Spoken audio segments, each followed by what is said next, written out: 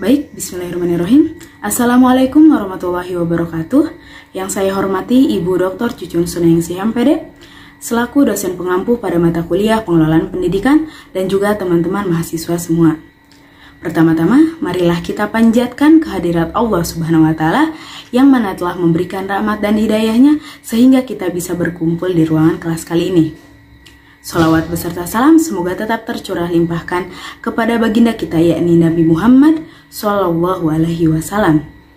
Topik yang akan kita bahas hari ini sesuai dengan tugas yang diberikan oleh dosen kita, yaitu mengenai pemasaran pendidikan dan kewirausahaan dalam pendidikan.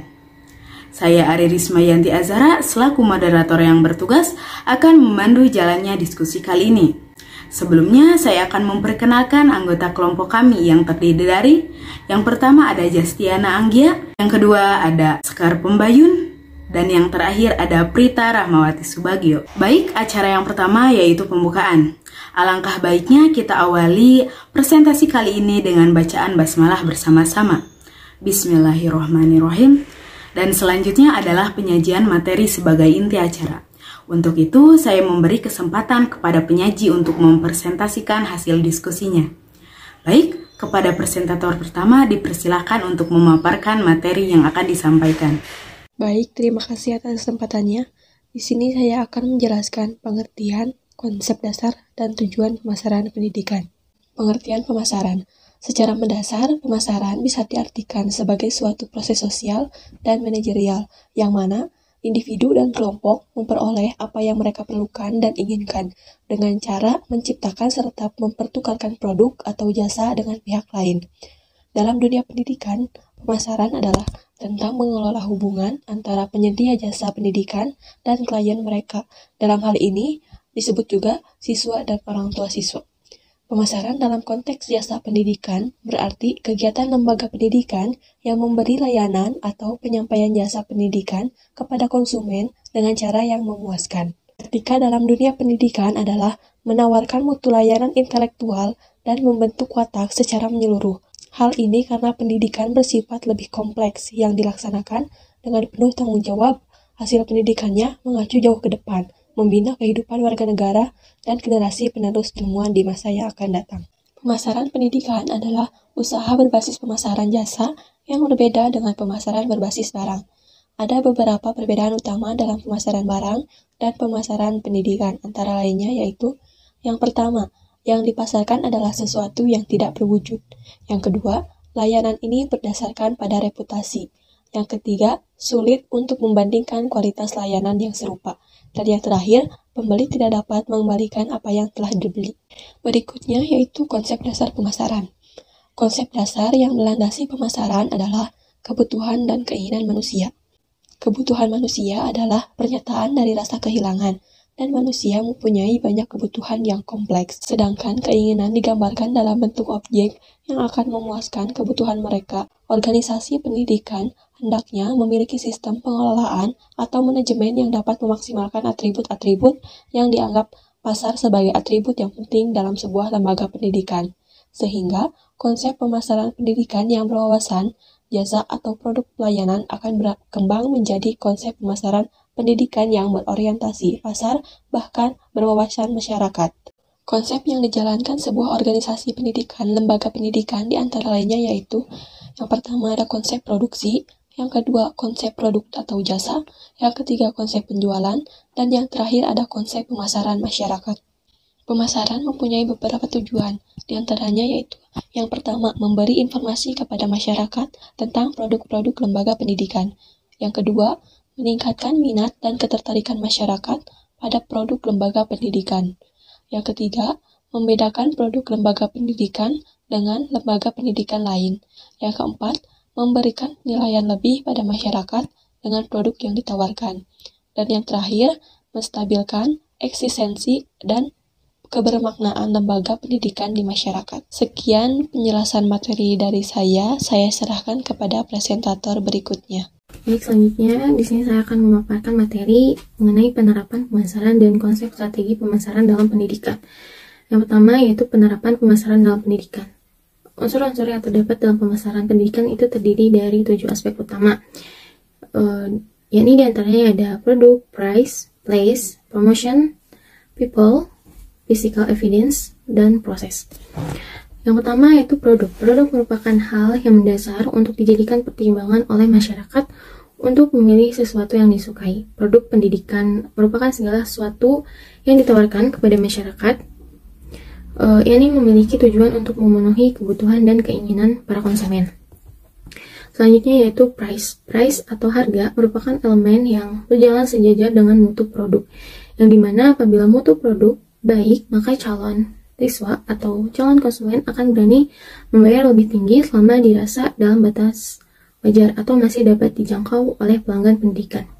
Harga dalam konteks jasa pendidikan adalah seluruh biaya yang dikeluarkan untuk mendapatkan jasa pendidikan yang ditawarkan. Elemen harga pendidikan dipertimbangkan mengenai penetapan harga SPP, investasi bangunan, laboratorium, dan lain-lain. Yang selanjutnya itu place. Place atau tempat adalah letak lokasi sekolah yang mempunyai peranan sangat penting karena dengan lingkungan dapat menentukan jasa yang disampaikan mempunyai nilai dan manfaat, juga dapat dipersepsikan sebagai bahan pertimbangan dalam menentukan pilihan. Lokasi yang strategis, nyaman, dan mudah dijangkau akan menjadi atau mempunyai daya tarik sendiri bagi konsumen. Selanjutnya ada promotion atau promosi, adalah suatu kegiatan mengkomunikasikan kegiatan penjualan produk di pasaran yang berhubungan langsung dengan masyarakat. Di sini promosi memiliki tujuan untuk memberikan informasi dan meyakinkan konsumen akan manfaat produk atau jasa yang dihasilkan atau diberikan. Promosi penjualan dapat dilakukan dengan mengikuti pameran pendidikan, bazar pendidikan investasi, melakukan kontak langsung dengan siswa maupun orang tua, juga mengadakan kegiatan yang berhubungan dengan masyarakat. Yang kemudian ada yang kelima yaitu people atau orang dalam konteks pendidikan, yakni orang-orang yang memiliki keterlibatan dalam proses penyampaian jasa seperti tata usaha, kepala sekolah, atau karyawan. Sumber daya pendidik dan kependidikan ini sangat penting, bahkan menjadi ujung tombak dalam keberlangsungan pemberian layanan pendidikan jasa kepada para siswa dalam suatu lembaga. Kemudian yang keenam yaitu ada physical evidence atau bukti fisik. Adalah lingkungan fisik berupa tempat di mana jasa diciptakan dan langsung dapat berinteraksi dengan para pelanggan atau konsumennya. Kemudian yang ketujuh yaitu ada proses. Proses adalah prosedur atau segala rangkaian aktivitas untuk menyampaikan jasa dari produsen kepada konsumen. Dalam konteks jasa pendidikan, proses merupakan elemen pendukung dalam terselenggaranya proses kegiatan belajar mengajar guna terbentuknya produk atau lulusan yang diinginkan. Yang selanjutnya di sini saya akan membahas mengenai konsep strategi pemasaran pendidikan. Dalam penerapannya, pemasaran pendidikan tentu tidak dapat diterapkan begitu saja. Untuk meningkatkan pelanggan pendidikan pun membutuhkan strategi, komunikasi maupun inovasi baru. Di sini saya akan membahas mengenai strategi. Dalam pemasarannya, bidang pendidikan diperlukan konsep strategi pemasaran. Konsep yang perlu dipertimbangkan yaitu satu distinctive competence, yaitu tindakan yang dilakukan oleh perusahaan agar dapat melakukan kegiatan yang lebih baik daripada pesaing atau kompetitif.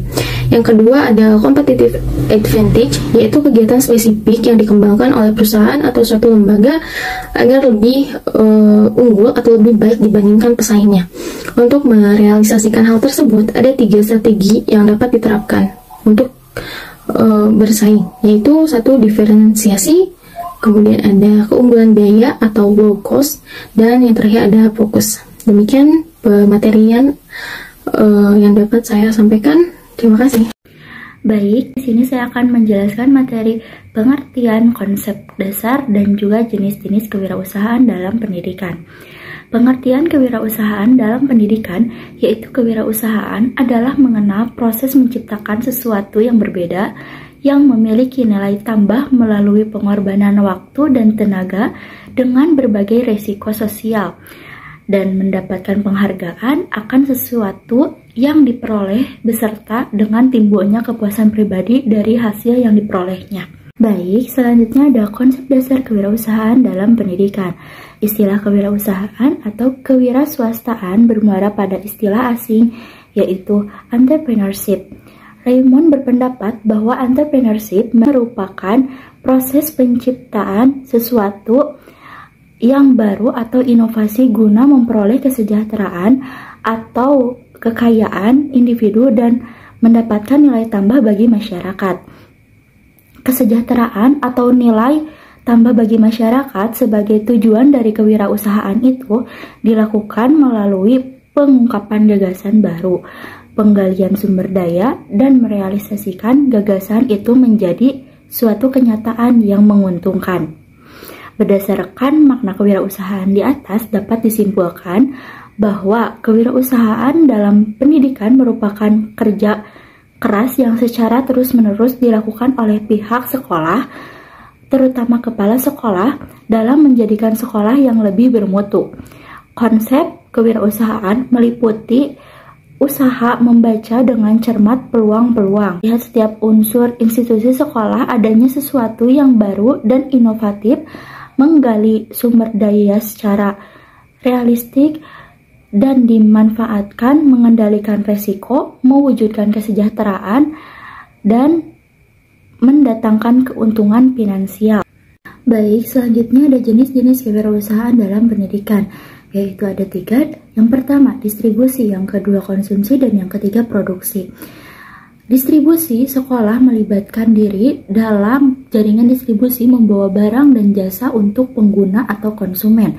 Selanjutnya ada konsumsi. Kegiatan konsumsi yaitu sekolah mereplikasikan tingkat permintaan akan barang atau jasa, dan daya beli atau permintaan sekolah ditingkatkan oleh ketersediaan dana dengan mempelajari potensi lingkungan internal atau eksternal sebagaimana tuntutan bisnis menurut bagan di atas. Kepala sekolah beserta staf dan stakeholder lainnya dapat memilih, melakukan, dan mengembangkan jenis-jenis aktivitas bisnis berupa produksi